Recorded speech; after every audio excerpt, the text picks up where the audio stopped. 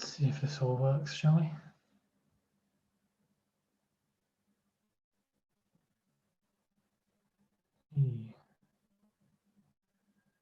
It's me watching at least. Welcome to anyone and everyone who's coming in. Let's sound check all that nonsense. Make sure it's the right. Testing. Has that worked? Maybe it hasn't. Let's find out. See myself reflected back on myself. I'm going to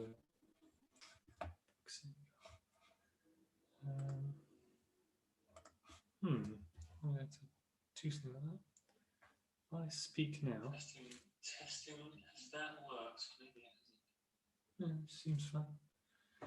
Who knows? Who knows? Oh, been a long week. To anyone who's watching on YouTube. Hello, hi. It's been a long old week. But it's coming to an end. April already. Isn't that crazy? Nearly the end of April, in fact. 2021 has rather flown past. And I have more things to talk about when I wait until I'm certain that at least one person is listening. Currently, I think it's just me listening. So, some water.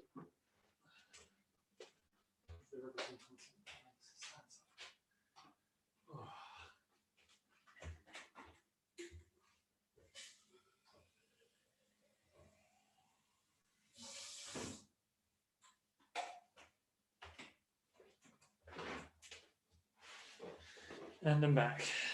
Amazing stuff. I wish I could turn off the light from behind me. Unfortunately, it's the sun, which is notoriously hard to turn off.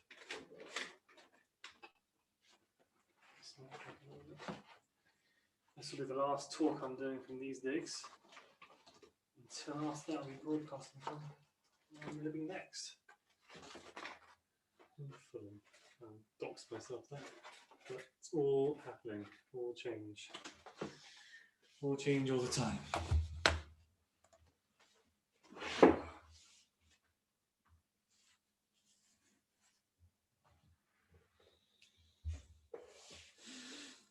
Great content on YouTube. Hi, I'm just going to pin myself. Hi, Lucas. Can you speak a bit so that I can test if we can hear you? Hello, can you hear me? Yes. Is that working? Wonderful, amazing. Good. Welcome to the party, pal, as they say. I'm very tired from working on my essays, so I think it's going to be quite a low energy talk today. Okay. as they come. But yeah, I've still got all my stuff in order. It's going to be chill vibes, nice and relaxed. We'll learn about history together. It's good. In fact, one of the topics of my essays is coming up today in this talk, so I can talk a little bit about that as well, tangentially. Okay. It's a tangent. I hope you're doing well, and everyone else is as well. It's a lovely evening, so yeah, that's always good. I've been for a bit of a walk around, and yes, it's very nice outside. I've been mostly sequestered to my laptop writing. That's all right. You might be today. You may have pubs and competition and things. Yes, that's all right. No expectations of reeling in huge numbers or anything. I'm not on top form this time around anyway. So, how is your essay going? Essays, they're coming along well. Actually, I'm happy with them. I'm getting into a good state. Yeah. Good. Seeing off on that front. It's just a lot of work, and I've been feeling very blurred today. Brain foggy. Okay. I read an article in The Guardian explaining why the pandemic has caused us all brain fog. So it's not us, it's the fact that the pandemic is the pandemic's fault. So that makes me feel better.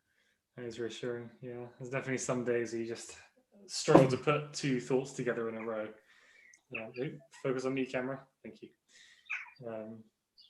But yeah, today seems to be a bit like one of those days. It's fine. There are more days in the future. There's one thing we learned last year, so there are always more days. With 3 minutes to go, we start. Maybe it'll just be a very small stream. That's fine. That's quite all right. It'll just be 5 of us, 4 of us, whatever it is. But chill times all round with 3 minutes to go. Big news in terms of Black History of America. Well, we say that. Big news coming in Derek Chauvin's conviction of guilty on 3 counts. It's a landmark case. And it's I know. stunning that that's landmark, because I believe the numbers are, if I have them right, since 2015, 18,000 people have been killed by police, of which I think there have been, I want to say, 8 convictions, maybe slightly more in the last 5 years. Certainly very, very few. But I mean, don't you suddenly feel through the US is just so much more hopeful? I mean, there was that, the climate change. I mean, do you remember where we were 5 months ago? It was just like bleak. I definitely feel like we're moving in the right direction. If we've got a couple of minutes, so I can read out for you. I found this very interesting. This was almost a year ago today, actually. Well, fairly close, May 25th, 2020. And were it not for the video evidence, this is I can talk a bit of a historian and talk about evidence. Were it not for the video evidence, this is what we would have heard. It's quite a short statement from the Minneapolis Police Department. Title: Man dies after medical incident during police interaction. This is the full statement, May 25th, 2020. On Monday evening, shortly after 8 p.m., officers from the Minneapolis Police Department responded to the 3700 block of Chicago Avenue South on a report of a forgery in progress. Officers were advised that the suspect was sitting on top of a blue car and appeared to be under the influence. 2 officers arrived and located the suspect, a male believed to be in his 40s, in his car. He was ordered to step from his car. After he got out, he physically resisted officers. Officers were able to get the suspect into handcuffs and noted he appeared to be suffering medical distress. Officers called for an ambulance. He was transported to Hennepin County Medical Center by ambulance, where he died a short time later. At no time were weapons of any type used by anyone involved in this incident. The Minnesota Bureau of Criminal Apprehension has been called in to investigate the incident at the request of the Minneapolis Police Department. No officers were injured in the incident. Body-worn cameras were on and activated during the incident. That's it. So that would have been the end of the George Floyd story if it hadn't been for video and for the protests and the mass movement that got justice. That would have been it. And it makes you think, as we get to the half-hour point, I want to start actually talking about the past instead of the very, very recent past. How many stories there are like this, where it's just a police report and nothing else, and we'll never know the real truth. Anyway, apart from that, good. There was some degree of justice got, so that's good. And hello, everyone. Welcome. I'm waking up a little bit now as there's people on performing. Welcome to Westwards History. I'm just going to get the slideshow properly on, and the time is half past, so we'll begin with the talk. Yes, people are beginning to trickle in, actually. Good. I was slightly worried there'll be like 3 people, but it's fine. I'm going to share my screen now, and we can talk about who was expanding westwards. I'm sure even people who haven't really learned any American history ever, maybe, I don't want to make any assumptions, maybe familiar with the expression westward expansion. Well, that's what we're going to be talking about this time around, this format. And this was the teaser image that I used at the end of my last talk series to advertise this next one. Was this painting by a man called John Gast called American Progress. And I invited you to imagine what it was that was, or who rather it was that was missing from this painting. As we see railway lines being laid and telegraph wire and colonists beating a new path, and in the background some stick figure Native Americans dancing or something very unsavory, but no black people at all in this painting, which is, as we'll see, a very misleading description. And we're looking at 3 things. We're going to slowly focus in throughout the course of this talk in 3 parts. First of all, what was the new direction? I can feel myself, sorry, I can feel myself getting more energetic. I was going to say it's going to be a very chill, relaxed stream, but maybe I'm hyped up. What was the new direction of the New Republic as America has become independent? That's what we talked about last time. And now they're going to start doing things very, very quickly. And then secondly, we're going to look at slave states and free states, and that will mean more to you once we get there. But it's going to be this competing expansion of slavery and anti-slavery and see how they rival each other. And then finally, we're going to look at the reactions of slavery, the abolitionist movements, and how they started from black abolitionism and white abolitionism. I'm actually going to take my jumper off now as this talk heats up. Excuse me 1 second. Right. So let's kick off. And the thing that we talked about last time that is the central thing to bear in mind as we move on with the rest of this talk is what some historians have called land hunger. And it was this idea, you remember from a couple of talks ago, that we were thinking about what freedom means and what it means to be free. And for Thomas Jefferson and a lot of the other founding fathers, the most central point of liberty, of freedom, was that you could be an independent gentleman farmer who farmed crops and made money off that and didn't owe economic allegiance to anyone else. No one was your boss. And you could live without debt, your own life, and raise your own household. That was freedom to Thomas Jefferson and to a lot of the other founding fathers. And this means, this ideal of freedom means you need to have a huge amount of land for every household unit, every family to have their own plot and their own acres and their own, animals and family members and all that kind of stuff. You need vast tracts of land. What you have in America, what you have in Europe that you don't have in America is this population of urban poor. That's a big feature of Europe in the 19th century. That's what, the song Jerusalem is about with the dark satanic mills. That's what Tolkien was writing about. It's what Marx was writing about. You have these millions of people working in factories in cramped, squalid conditions in cities, terrible working conditions. In America, you don't have that. It's much more rural, and you want lots of land to do your rural stuff in. And so the 19th century, I'm just going to mute everyone else because someone made a sound. In the 19th century, this whole period is typified by this vast and untamed hunger as millions of Americans move west to find more land that has already been claimed by Americans on the eastern seaboard in these 13 colonies that got their independence. And this mostly means farming. But as the period goes on, people discover, for example, first gold in the Dakota Hills and later in the California Hills. There are gold rushes. People stream across the continent trying to find gold. Other natural resources in the later part of the period, it's oil. Oil fields become a major selling point. And so there's this idea of these vast, untapped, look into that a little more, natural beauty and prospect of America. And the people need to go out there and claim it. And they claim it in a kind of uneven manner because it starts out on the eastern seaboard, that's where everyone lives, and they begin to spread westwards. Okay, so far so good. But then there's almost, for reasons we'll explain in a second, a direct migration all the way to the opposite coast in California. So all the population centers, you have, I don't know which way I'm mirrored for this, so I'm not sure if the left and right will work, but you have the eastern seaboard and then this half America and then the other coast, and then this section is relatively empty. And it is still relatively empty to this day. And people are still migrating from the coast to the interior. And the interior of America is still far more rural, far more conservative, and far less populated. There's still this notion of the coastal elites and then the people in the interior. The ideal is set up in the 19th century. So, the second thing that is important for this American expansion is the American Indian Wars.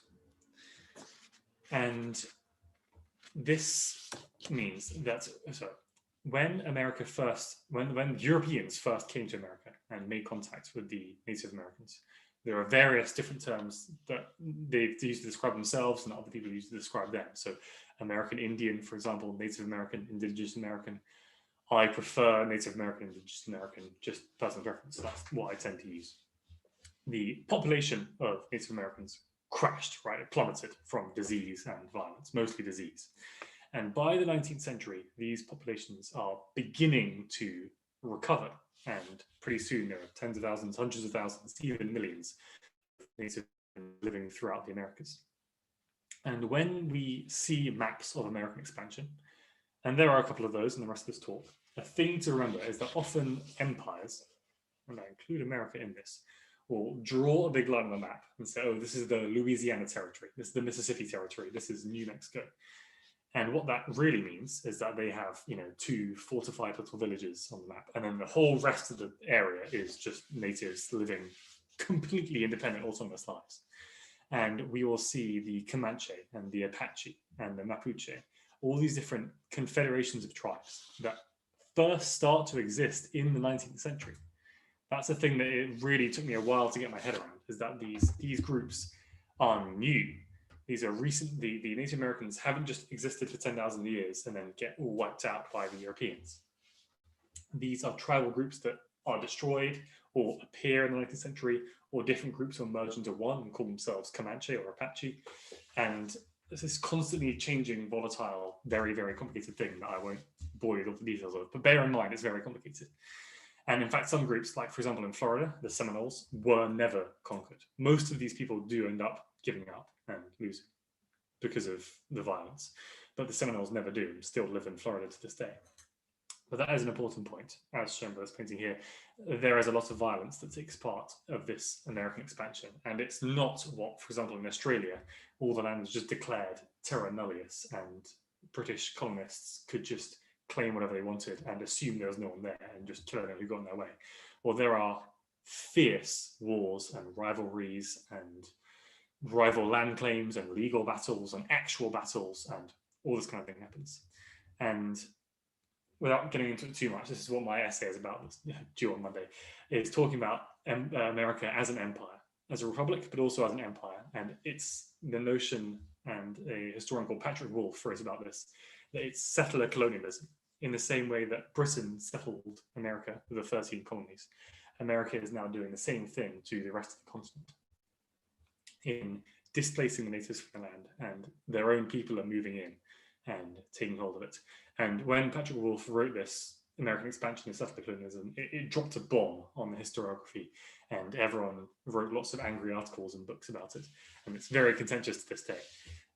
But that is certainly one way to think of it, is that America is being an empire and expanding out into the American continent and claiming land, displacing the locals and settling all over it. So here is one such map where for large periods, all those bits in the middle were actually just Native Americans doing their own thing. But we can see that there are lots of other empires involved. There's Britain, who owns Canada here. There's the US, but then there's Spain in the south. France laid claim to huge amounts of the center. And in fact, there's even, if you look right at the top left here, you've got Russian Alaska as well, which is a thing that was the case for a long period of time. Russia had colonized some parts of Alaska. America actually bought it off them. And America does quite a lot of buying in this period. So for example, the massive Louisiana purchase, where you see that whole dark colored in section of Louisiana, they just purchased it for a few $1 million. And that meant very little to the people who actually lived there, most of whom were natives. But the Americans then said, we own this land, get out. This kind of thing happens a lot. And the Americans had what one journalist called manifest destiny. So their destiny would manifest itself by them just taking out, this is our land, we're just going to go out here and claim it. And there were a lot of wars fought and other kinds of ways that America would just spread across. So there are a couple of wars with Mexico. There are a couple of wars with Britain. 1812 is the most famous one, where Canadian troops burnt down the White House. But there is all this disputed territory over the 19th century begins to get sorted out. And there's this thing called the Monroe Doctrine, where James Monroe, who was an American president at some point, says that the European empires have no business in the Americas anymore. We're in charge now. And the Americans begin to spread out and take control of this whole section. From sea to shining sea, from the Atlantic to the Pacific, the USA spreads. And it's not always through wars or purchases.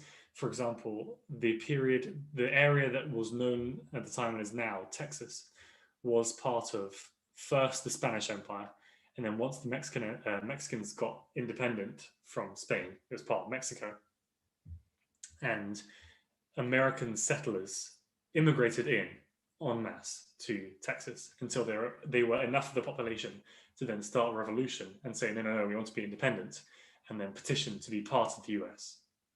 It's all very complicated and confusing. The same goes for, that also happened in Oregon, which is in the Pacific Northwest. It was originally British, but in California, it's just conquered off the Spanish and taken into America. There are various ways, but eventually what is now the US becomes ruled. But it's not always immediately a state, like the original 13 colonies became 13 states.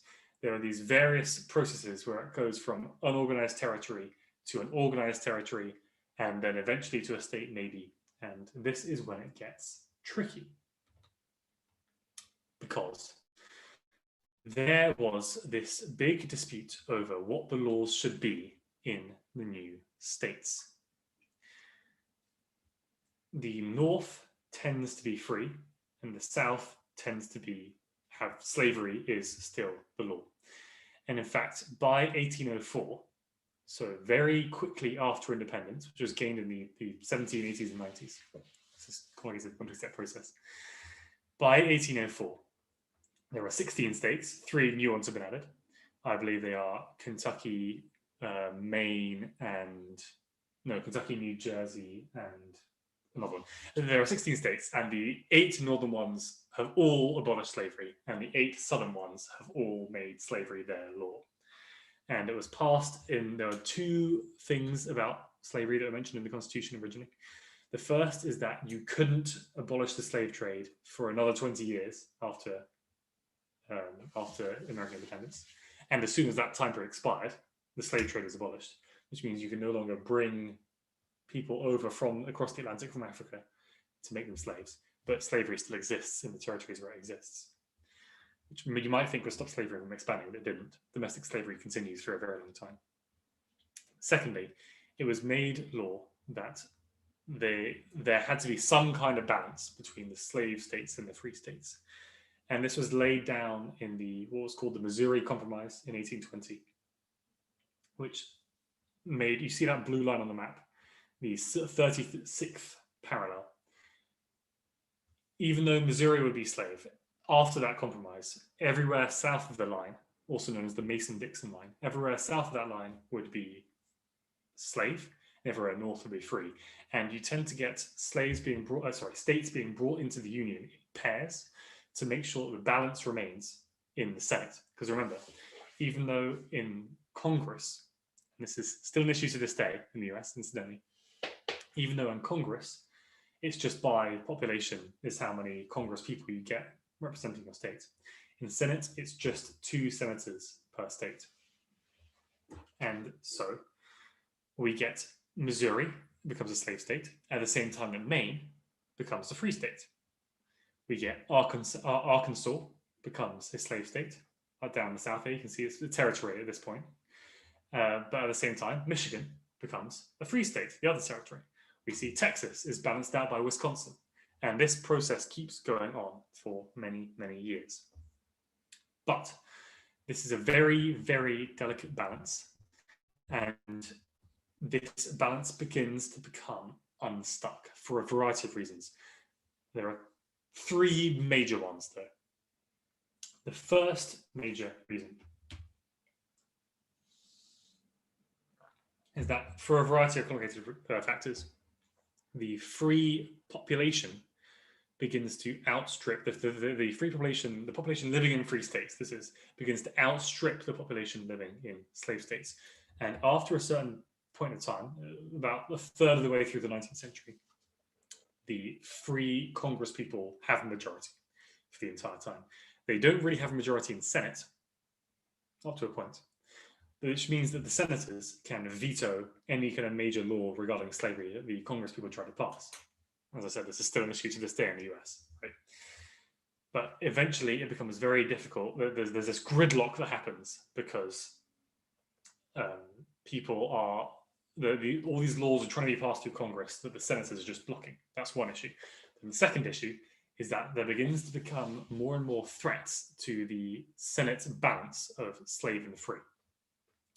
When, for example, California was inducted into the Union, conquered off Mexico, it becomes a free state, and there is no slave state to counterbalance it. And the Californians suggest that they'll send one anti-slavery senator and one pro-slavery senator to Senate every year. But that is an unhappy compromise because there is meant to be elections, right? There are meant to be elections of some kind. And so Senate begins to become very unhappy as well. And to cap it all off, eventually they decide that they're beginning to run out of space, right? Eventually America's expanded to the other side. California is the westwardmost part. And so there's a worry that they're going to run out of space. And what if there is this imbalance forever? And so they decide that Kansas and Nebraska, which are now very unimportant, dare I say, no offense to anyone from Kansas or Nebraska whoever ends up watching these talks, unlikely. Very unimportant. They're called the flyover states now, right? You don't really care about them at all, but they were very, very controversial at the time because it was decided that they could just vote.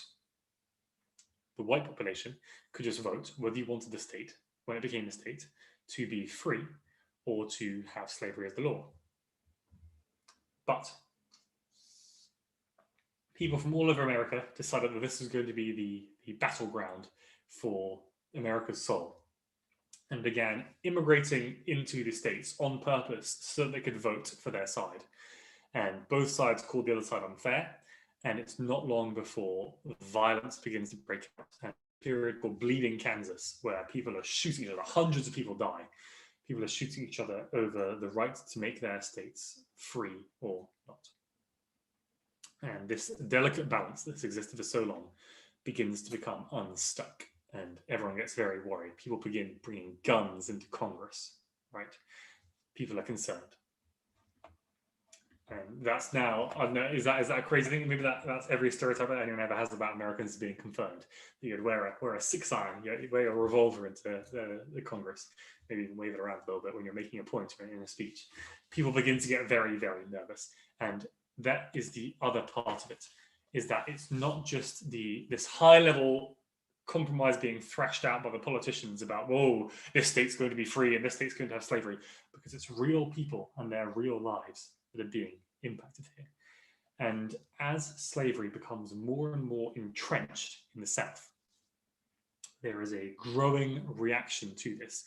And there are kind of two parts of abolition. The black population, they're being in favor of abolition, and the white population, and they're being in favor of abolition. And this is a picture of Harriet Tubman. If you haven't heard of her, she is an absolute titan of American history. I can think that she will feature in maybe 6 talks of this series. This is the first time I'm going to meet her. She's very, very, very influential in American history for a whole manner of different ways. We're going to meet her as an abolitionist. She's a spy for the North in the Civil War. She agitates for women's right to vote later on. She does so much stuff. We're going to meet her for the first time now because she is part of the black abolitionist tradition. And there's also the white abolitionist tradition. And historians have argued a lot of ink has been spilled about the extent to which these two traditions have kind of talked to each other. Certainly there is some connection between the two. But on the one hand, let's talk about the black abolitionist tradition first, because, it's them they're trying to abolish. And someone like Harriet Tubman, she has, if there could be such a thing, a kind of typical story. And it's typical in the sense that it's really, really complicated and messy, and you can't tell one story even about her life, let alone the lives of all the different people involved in slavery.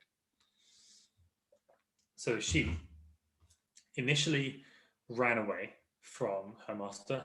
Okay, let's rewind the clock a bit. She was born into slavery and had a very cruel master. And at first, she prayed every night that he would be less cruel, until eventually that didn't work. So she prayed that he would die instead. And not long after she started doing that, he did.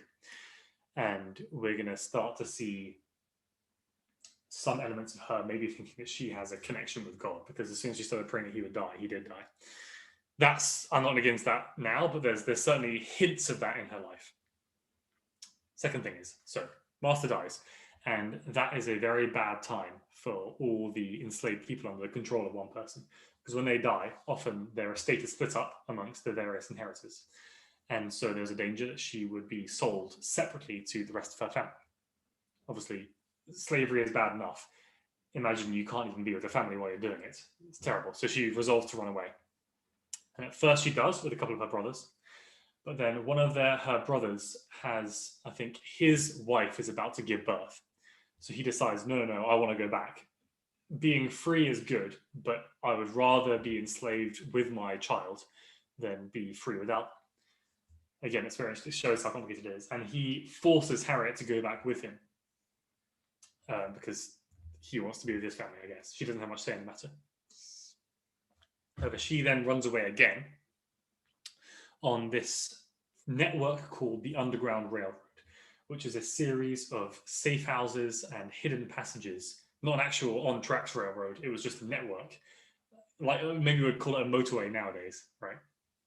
Where people who had been enslaved and had run away were able to sneakily, through sympathetic people living in the South, make their way up to the North and eventually maybe even to Canada or to Mexico. And it's this process that thousands of people took. And she went along the Underground Railroad and ended up in the North.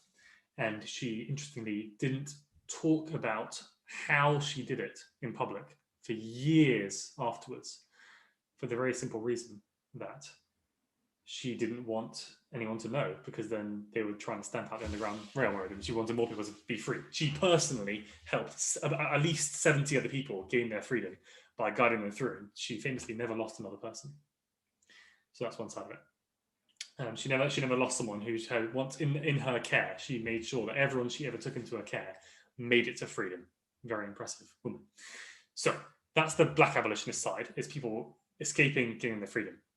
The white side, which is also linked to the black side, is more about religious groups. For example, the Quakers putting pressure, writing articles and pamphlets, and putting pressure on the politicians to abolish slavery. And it is worth mentioning that you could say that they were just didn't really interact with this complicated issue personally, right? They didn't experience slavery themselves. They were never in any danger of being enslaved, and that is true. But there was also a lot of danger involved in being openly anti-abolitionist. For example, in 1837, a man called Elijah Parrish Lovejoy started an anti-slavery newspaper in Illinois, and a pro-slavery mob dragged him out of his house, beat him to death, and then burnt down the newspaper office. You were potentially still in danger, even if you were white, and he was, and you were openly anti-slavery. And a lot of the people who were anti-slavery in America, there's a lot of splits between them on whether you wanted, for example, the most lukewarm you could be was just abolish the slave trade. Or maybe you could say, okay, abolish the slave trade and make sure that there are no more slave states that are created, so you're resisting it. Or maybe you're in favor of what's called free womb laws. So you say that no one can now be born into slavery. All the remaining enslaved people are still until they die, but no one can now be born in. That means that the slave population will slowly trickle down until it will disappear very gradually. Or you could say, okay, free the enslaved people, but then they need to work off the cost of their freedom to their own masters. Or all the way on the other end of the spectrum, you can say, right, I don't care, free them all immediately, we'll deal with it later. It's so terrible that they're in slavery, just abolish it right now, and we'll worry about it afterwards. We just can't have this go on for another second. And often, one story, for example, that would in fact what your view was on whether or not you wanted to free or how immediate you wanted freedom to be. A man called Anthony Burns, who had fled he had been a slave, and he had fled his slavery up to the north, and he was living in Boston. And he made the tragic mistake of writing a letter to his brother, who was still a slave, in Richmond, Virginia, where he said where he was, and his erstwhile master, sent a bounty hunter, effectively a slave catcher, to go and bring him back and arrest him. And there had been a law passed in 1850 called the Fugitive Slave Act. and this is one of the reasons why abolition was so contentious, that gave the South the right to bring people who had escaped even to free states, bring them back into slavery, which Northerners were extremely unhappy about, because it meant that slavery was impacting their lives in the North. And he was arrested, and they tried to try him very quickly and quietly, and then whip him back down south, back into chains. But the trial quickly became very sensational once abolitionists in the North got a hold of it and started representing him as lawyers. And eventually there were protests outside the courthouse every day of the trial. On the last day of the trial, soldiers lined the courthouse and didn't even let in his defense lawyer until late in the day, and they didn't let in any journalists or civilians. And in fact, the prosecuting counsel carried guns into the courtroom. Horrifying. And he was found guilty because they had a variety of evidence. Obviously, he had been a slave, unfortunately. And the judge said, "I find this law abhorrent, but it is the law." Didn't get a trial by jury. The judge said it is the law, and you need to go back into slavery. There was a riot where rioters tried to spring him free, and people were beaten to an inch of their life. And people who are arrested, so this is now white free people who are arrested for rioting, no jury convicted them. They were all let free. Very, very contentious. Eventually a brigade, it's like, I think, several thousand soldiers brought Anthony Burns by force back down to Virginia where he could be reenslaved. And eventually a group of abolitionists raised enough money to buy his freedom again. But seeing all this happen, a man like Amos Adams Lawrence, who was a noted abolitionist, said, "We went to bed one night," quote, "we went to bed one night old-fashioned conservative compromise union Whigs and waked up stark mad abolitionists. Anyone who saw the cruelty and the violence of the slave system found themselves compelled to be extremely against it."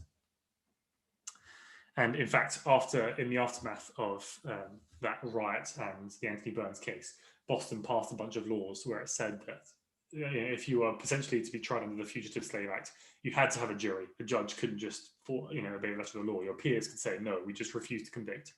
It's called jury nullification. And there'll be more of that in later talks. And various other laws meant that you had to be tried in Boston. You couldn't just be taken back down to Virginia, things like that. And so there were successes and there were failures and setbacks, but the key thing is that violence begins to break out as it becomes more and more clear that the compromises that founded America in the Constitution, in the Bill of Rights, in the Articles of Confederation, were unable to solve this paradox of American liberty and slavery, this paradox of American Republic and empire. They were unable to solve this issue without resorting to violence. And I say that with the caveat in mind that I say that there's violence breaking out. And of course, the system of slavery is a system of violence. We can't forget that at any point. If we forget that at any point, then they've won, right? We've got to keep this in mind the entire time, which is that when people are enslaved, violence is being done to them every day. So when white settlers are killing each other in Kansas, or when a riot tries to spring a man free and police officers are shooting white rioters, that is violence, and it's bad, right? It's bad that people are dying, of course, but to people like Harriet Tubman, violence was part of their everyday life, right? The reason why she was praying for her master to die wasn't because of this bizarre, complex economic system. It's because he was beating her. It's as simple as that. So we need to bear that in mind. But what was happening that the politicians weren't liking was it was the wrong kind of violence. That's the key. The wrong kind of violence was breaking out.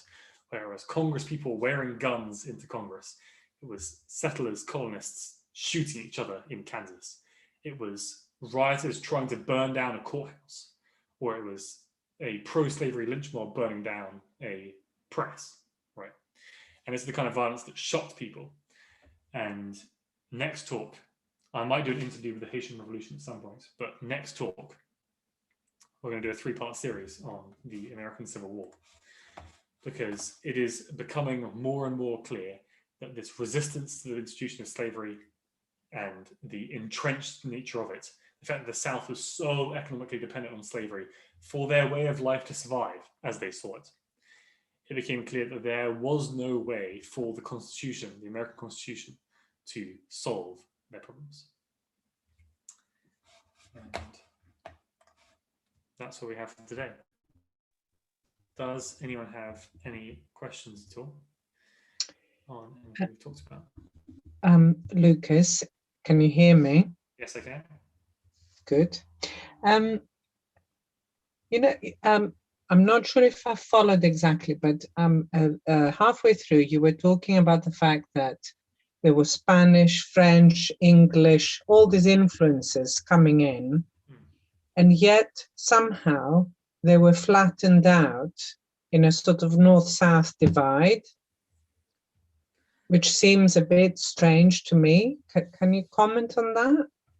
I mean, in terms of their attitudes, etc., etc. Given all the richness of the different cultures that were coming in, to just purely become north-south just seems a bit strange.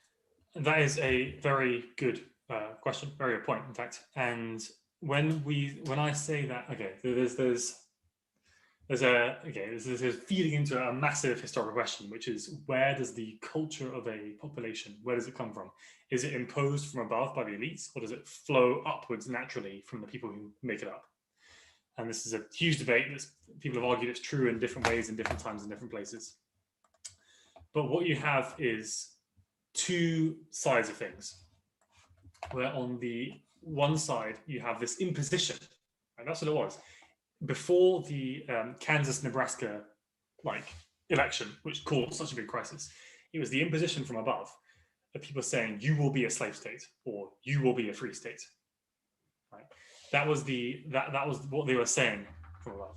And what people were living as from below is, these populations that were, for example, if you go to New Mexico today, New Mexico started out as a colony itself as this independent nation, expanding northwards, like how there's New England in America now from England. New Mexico is the new one from Old Mexico, which is this independent nation at this point. And so when the Americans take over, you have this mixture of the native people, Spanish people, and white Americans. Those demographics are still there to this day. New Mexicans are still very, very diverse, and those three broad demographics. The same goes for if you go to Louisiana to this day, or New Orleans. People speak French to each other still, right? And the music they listen to is French influenced. Food they eat is very French influenced. So in many ways, or even, for example, another example, the religion, for example, the South is Catholic because of more Catholic, because of the Spanish and French influences compared to the North, which is English and then later German, Scandinavian people. So on the one hand, we have the culture, the religion, the language, the food, all that kind of stuff is just made up of the people who live there. But the way that's important for our story, for example, if you were a Black person living in America, the state that you lived in, whether it was free or unfree, 100% defined your life, more so than the language of the people who may or may not be owning you, right? So that was the really, really key point for them. In many states, it was as simple as, if you were Black, you were a slave. If you were white, you were free. That was the law. There were no free Black people in some states at all. So maybe it's true that the free populations lived in radically different ways, depending on their influences, on the geography, on the people that made it up, on the cultures and the empires that they constructed them. But for the purposes of your life as a person, maybe free, maybe slaved, it was the law that was absolutely key. I hope that makes sense. I have a couple of other questions. One is, please tell us more about the relationships, brackets few, question mark, between American Indians and Black Americans. And that is also a really good question. And there were a lot, actually, many more than even before I started studying my master's, even before than I had realized relationships between American Indians and Black Americans. In fact, there are some tribal nations, groups, polities, there are different words to describe them. The Ojibwe group, for example, are descended from a mixture of Native American and Black populations. And this becomes true of a lot of native, shall we say, tribes or nations. Different terms, there's a lot of contention with everything. It's already complicated. Sorry, guys, can't break it down that simply. There's a lot of the demographics of native groups are mixed Indian, native, and Black for a variety of reasons.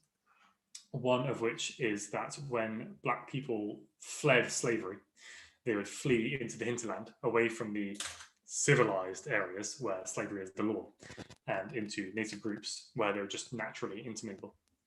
But it is also worth mentioning that this wasn't always a happy, chill, oh, we don't like the white people, let's just all be friends together relationship. And there were groups, the Americans called them the 5 civilized tribes, and they were, let's see if I can name them all: Choctaw, Chickasaw, Creek, Apache, and Seminole, I think, were the 5 civilized tribes.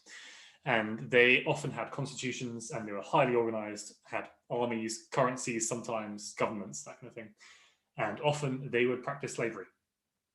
The way that they would prove to the white American population that they were worthy of having their treaties recognized, their land claims recognized, and their right to exist recognized, the way they proved that they were civilized enough to count as people, as nations, was to engage in slavery and was to enslave black people. Which tells you, as I said this before, it tells you a lot about the pervasive and all-encompassing nature of the system of slavery. And that it's really hard to imagine now how anyone could support this system that's so violent and so oppressive and so horrible. But it was just so baked into the culture of these people that it became just part of everyday life, right? And I'm sure there are systems that we have in place now that in 200 years, people will say, how the hell did anyone ever support XYZ? I don't know. Maybe I'll claim eating animals, or people would say, how did anyone ever support homophobia from 30, 40, even today, years ago? But it was so baked into the culture that it was impossible for them to, for some people, for many people, even most people, to envision a world that didn't have this system in place. Another question, when you say it was the wrong violence, what was the right violence? You mean slavery?